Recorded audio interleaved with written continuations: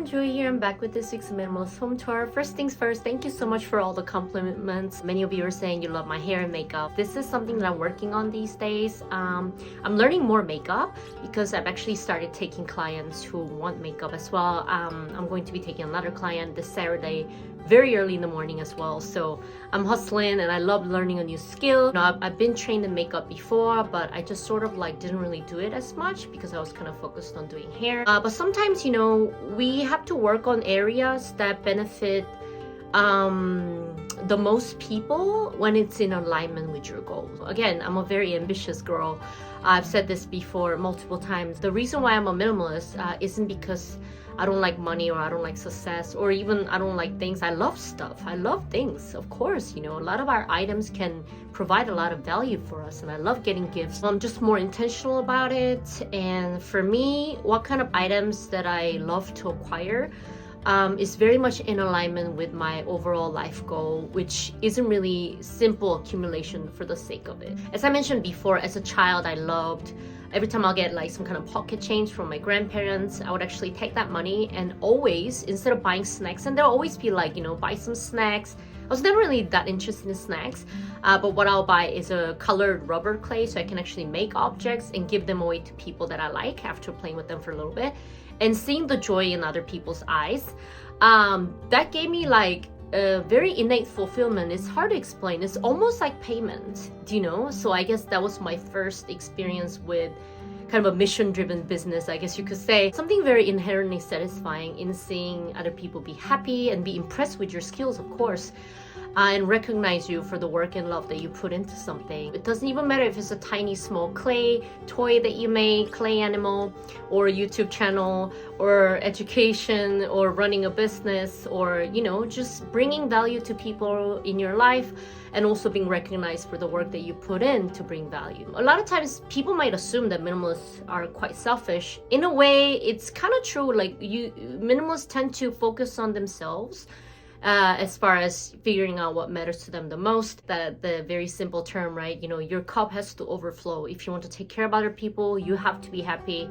You have to know what you want with your life so that you can kind of figure out how to bring value so that others can bring value to you, so on and so forth. Someone asked me what's my beauty routine. I can do a separate video about that, but I could say that I have a makeup area now at my shop. Maybe I'll include a video clip, but I have a bunch of makeup for my work.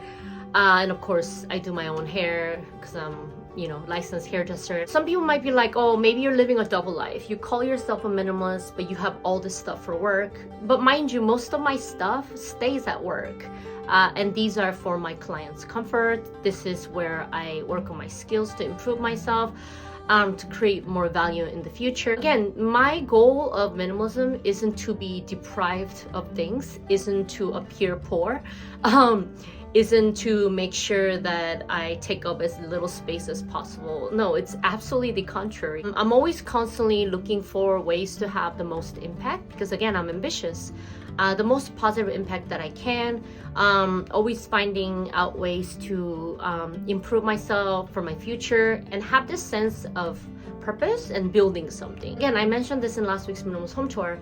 A lot of times our unhappiness comes from the fact that we give other things that are out of our control too much power. You know, we give other people too much power. We want them to act a certain way, and when they don't, we get disappointed, we get sad.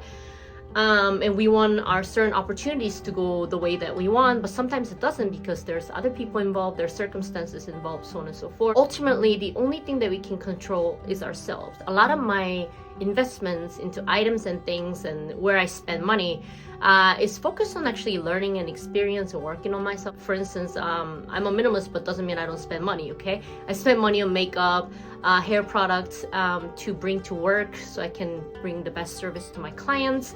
I invest into things like taking education to create better value content in the future because I'm also interested in online education space, especially in my industry. And I'm also interested in keeping healthy and happy, so I pay for gym membership.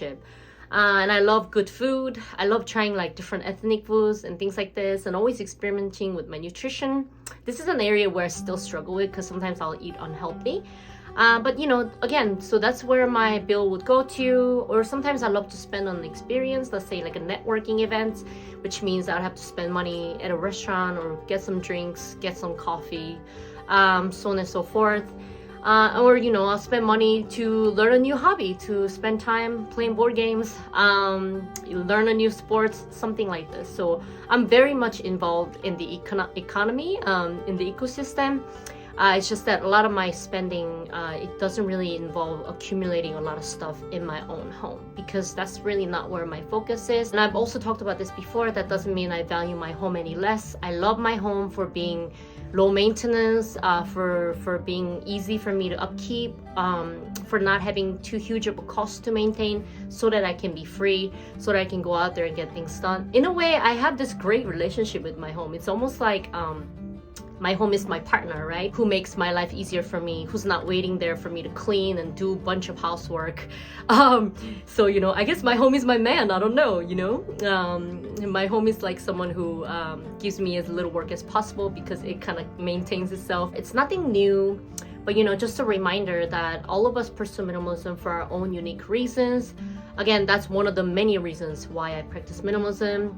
And if someone sees me and be like, you don't look like a minimalist, whatever that means, you don't seem like a minimalist because you have a bunch of work stuff, and that's just their opinion. That's just their opinion. Just as it is my opinion that my version of minimalism is just as valid as anybody's, and just as worthy of respect, just as I'll respect other people's lifestyle, as long as they return the favor. And that's what I want to talk about for this week. And without further ado, let's start this week's Minimalist Home Tour. Let's go! Hello everyone, let's start this week's Minimalist Home Tour. So let's point out the obvious. Where is my bed? I don't know if you can hear me, but my laundry machine is running. Today's the day I wash my bedding, so you can see the inside of my mattress is right there, and then there's my pillowcase. So a lot of people ask me where I got my floor mattress. Just find yourself something like this, foam-based bedding with the removable zipper. So that way maybe you can find one. I don't know where you can get this, because I got this from a Korean shopping site and I don't even remember what company I bought it from. So yeah, try your luck. Maybe search for floor futons or something like that, or mattress topper, thick mattress topper. So yeah, this is like my fridge area. You can see over here, you can't really see all the mess that's hiding behind the fridge. But over here, of course, my suitcase. I keep my off-season clothes. So right now the weather's getting warm, so all my cold weather clothes will stay in that suitcase. And any item that I don't really need to access more than like once or twice a year, I keep in that suitcase. So that's kind of like my storage for my small space. And all my clean laundry that are in season, like short sleeves and stuff, stay in this basket. I fold them away. I can't show them to you right now, obviously. And here's my trusted laundry rag. I can fold them and put them away. I love this laundry rag. It's so slim. It's so cute. And it works very hard for me all the time. Speaking of laundry, of course, here are all the laundry that are clean, that are dry, that I need to fold. So I'm taking this to work actually, but these are like my regular personal laundry. So I would usually keep this bag hanging behind my door handle right there, and then keep the clothes in there until I'm ready to fold them, and then I can put them away. So this is kind of like my system to keep this area relatively clean, so that's great. And over here, just my underwear, socks, stuff like that stays in that little basket. Here's my little styling tool. Here's a little body mist I've been using because of the hot weather. I do need to be smelling nice. Just some bills I need to pay, and of course here's like my miscellaneous jewelry. Not much. I got these 2 bracelets. They're both gifts. So and then of course I got my class ring and this little keychain I got from Amsterdam, and this thing from Vietnam that my friend gave me. So it's where I keep a bunch of miscellaneous items, and this is for this season. I got my sunglasses because the weather's getting sunny and all that good stuff. And of course, let's just go to the bedroom, I guess you could say. Here's my foldable table. I do need to do some work today on my computer, so I brought them in my backpack. So I'm gonna put them on here and work on some stuff later once my laundry's done and I've set up my bed and stuff like that. So, and of course, again, I mentioned this a couple times, but this is Korean household, so I got floor heating. I can heat up the floor. So I actually only need like 1 thin blanket all throughout the season, because the floor would get hot anyway. I make sure to clean my floor about once a week, which exactly what I did today. So how I clean the floor is I will take my blow dryer and blow all the dirt into one corner, and I'll wet some toilet paper and pick up the dirt and throw it away. And I'll, if I'm feeling good, I'll probably use dry toilet paper and then wipe the floor one more time. I will get on my hands and knees and actually do that. Some people might be like, oh, my back couldn't do it. I like to do it. I can still do it. It's a form of exercise, so I can stay healthy, stay fit, and clean my house. What's not to like about that? And it's also very humbling. It's like taking accountability for your own space. So I kind of like that. Anyway, so here is my bathroom right now. Nothing much has changed. But something did change. I did unclog my drains today, so this is like unseen labor, I guess you could say. And I've already emptied one drain cleaner in here, and of course there's my shampoo and conditioner. I've done like a little bit of mold killing. I don't know if you can tell, but yeah, that's what happens. So it's relatively clean today. And of course, here's my cleaning supplies that stay in this corner.